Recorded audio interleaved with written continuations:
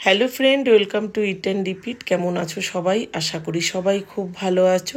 চলে এসেছি আজকে আবারও একটা ব্রেকফাস্ট রেসিপি নিয়ে, একদমই টেস্টি আর খুবই হেলদি। তাহলে চলো রেসিপিটা পুরোটা দেখো, ভিডিওটা একদমই স্কিপ করো না বন্ধুরা। ভীষণই টেস্টি আর হেলদি। আর এই রেসিপিটা কিন্তু শুধু ব্রেকফাস্টে না, ডিনারেও করতে পারো। লাঞ্চে অনেকে ভাত খাও না, তারাও কিন্তু এটা বানিয়ে খেতে পারো। ভীষণই হেলদি খাবার। তাহলে চলো রেসিপিটা কিন্তু পুরোটা দেখো, স্কিপ করো না বন্ধুরা। তারপরে এই যে সবজি আগে কেটে নিচ্ছি, ক্যাপসিকাম কিছু কুচিয়ে নিলাম, আর এদিকে গাজর কুচিয়ে নিচ্ছি। আসলে আমার ঘরে কর্নও ছিল, তারপরে মটরশুঁটি ছিল, সেটাও দিতে পারতাম, তা একদম মাথায় ছিল না, এত তাড়াহুড়া করে করছিলাম না, তার জন্য একদম মনে ছিল না যে ওই সবজিগুলোকেও অ্যাড করব। যাই হোক, তোমরা যে সবজি পছন্দ করো সব কিছুই কিন্তু এর মধ্যে দিতে পারো। পেঁয়াজ, গাজর আর ক্যাপসিকাম আমি এই তিনটেই জিনিস দিলাম।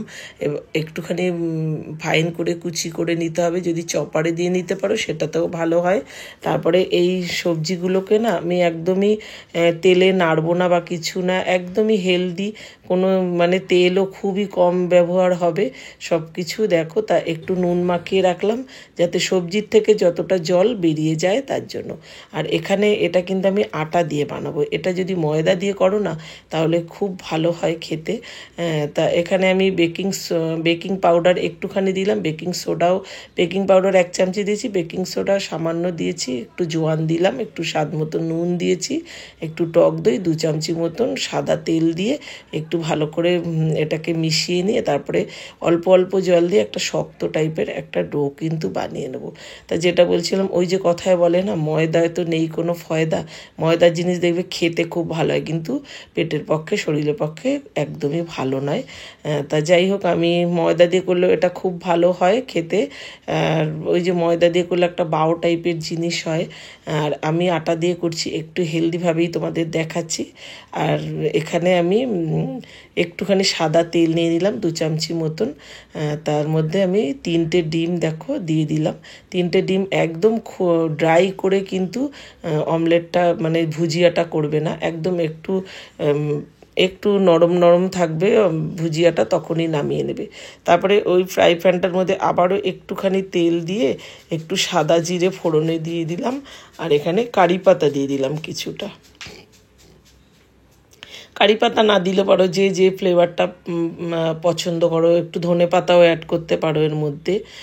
তা যাই হোক, যে যেমন সবজি অ্যাড করতে পারো। এবার দেখো সবজিটা দিয়ে কতটা জল বেরিয়েছে, এই জলটাকে পুরোটাই কিন্তু হাত দিয়ে চিপে নিয়ে তারপরে নিয়ে নিলাম।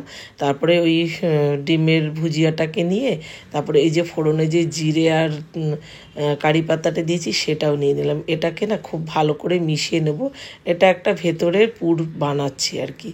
তা একটুখানি গোলমরিচের গুঁড়ো দিয়ে দিচ্ছি। আর তারপরে এখানে এটা কী নিয়ে নিলাম বলো তো, একটু বাইন্ডিং করার জন্য এখানে বেসনও দিতে পারো, যে কোনো কিছু দিতে পারো, যেহেতু এটা তো আলাদাভাবে ভাজা হচ্ছে না তার জন্য কিন্তু এইটা দিলাম। এটা কি বলো তো, এটা দুটো বিস্কিট, আমাদের ঘরে যে চা দিয়ে যে বিস্কিট খাই সেই দুটো বিস্কিট আমি নিয়ে নিয়েছি, একটু মিক্সিতে একটু গুঁড়ো করে এটা দিয়ে দিচ্ছি। এতে কী বলো তো, খেতেও স্বাদ হয় আর বাইন্ডিংটাও বেশ ভালো হয়। তা এই যে এইভাবে খুব সুন্দর করে দেখো মেখে নিচ্ছি।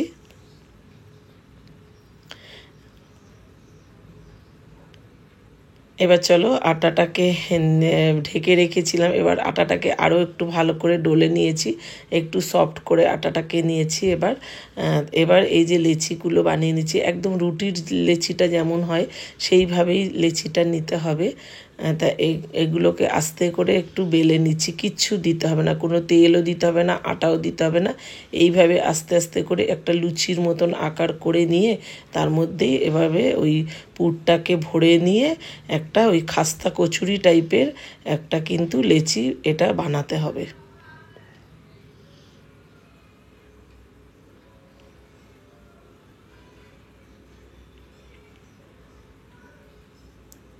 এইভাবে পুরটাকে ভরে এই যে এই টাইপের কিন্তু কচুরি টাইপের এটা বানিয়ে বানিয়ে রেখে দিচ্ছি। তা চলো সবকটা লেচি এইভাবে বানিয়ে নিই।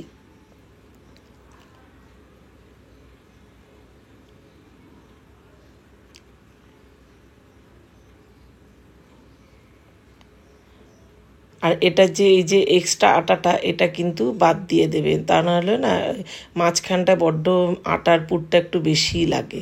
তার জন্য এই এক্সট্রা আটাটা যে সেটা কিন্তু এইভাবে নিয়ে বাদ দিয়ে নেবে। ওটা আবার অন্য আটার মধ্যে কাজে লাগিয়ে দিতে পারবে।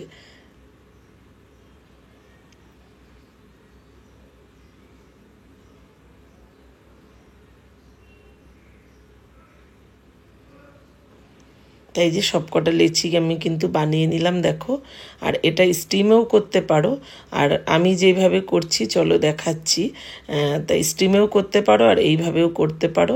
এটা আমি একটা লোহার কড়াই নিয়ে নিচ্ছি, লোহার কড়াই না হলেও চলবে জানো তো, প্রেশার কুকারেও হয় কিংবা অন্য কড়াই। তো কড়াইটা একটু বেশি করে গরম করে নেবে, সামান্য একটু জলের মধ্যে টাচ করে নিয়ে তারপরে এই যে সাইডে লাগিয়ে দিচ্ছি কিন্তু, এতে কিন্তু খুব সুন্দর হয় আর দারুণ ফুলে যায় দেখবে পরে।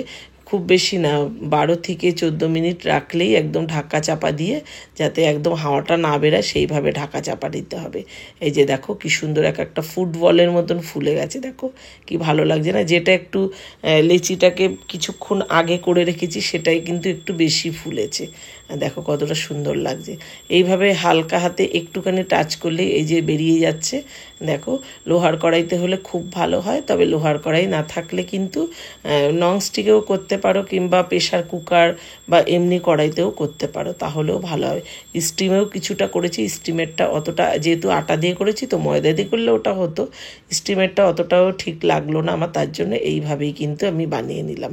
তা চলো এবার পরিবেশন করি। তা এই যে আমি আজকে চাটনি কিছুই বানাইনি, যে কোনো চাটনি দিয়েও খেতে পারো বা একটু দই দিয়েও খেতে পারো, তবে আমি খালি টমেটো সসটা দিয়েই নিলাম। এটা দিয়েও বেশ ভালো হয়েছিল খেতে, ভীষণই হেলদি কিন্তু এই খাবারটা। আর যারা একদমই নিরামিষ খাও তারা কিন্তু ডিমটাকে স্কিপ করতে পারো, তাহলে শুধু সবজি দিয়েই করতে পারো, তাতেও খুব ভালো হয়। কেমন লাগলো রেসিপিটা অবশ্যই বন্ধুরা জানিও, ভালো লাগলে লাইক শেয়ার করে দিও, চ্যানেলটাকে সাবস্ক্রাইব করে দিও, ফেসবুক থেকে দেখলে চ্যানেলটাকে ফলো করে আমার পাশে থেকো। তাহলে চলো একটা তোমাদের ভেঙে দেখাই ভেতরটা কত সুন্দর লাগছে, খেতে কিন্তু দুর্দান্ত হয়েছিল। একবার কিন্তু বানিয়ে নিতে পারো, ভীষণই হেলদি না বলো এই খাবারটা, একদম ময়দা নেই, তেলও একদম কম, ভীষণই ভালো হয়। এইভাবে বানিয়ে নিও, আর টাইমও কিন্তু খুব বেশি লাগে না, আর খুব চটজলদিও হয়ে যায়, আর খুব ভালো টিফিন কিন্তু একটা। তাহলে চলো আজ আসি, ভালো থেকো সবাই, সুস্থ থেকো, আবার আসবো অন্য কোনো রেসিপি নিয়ে। সবাই ভালো থেকো, আজ আসি, টাটা।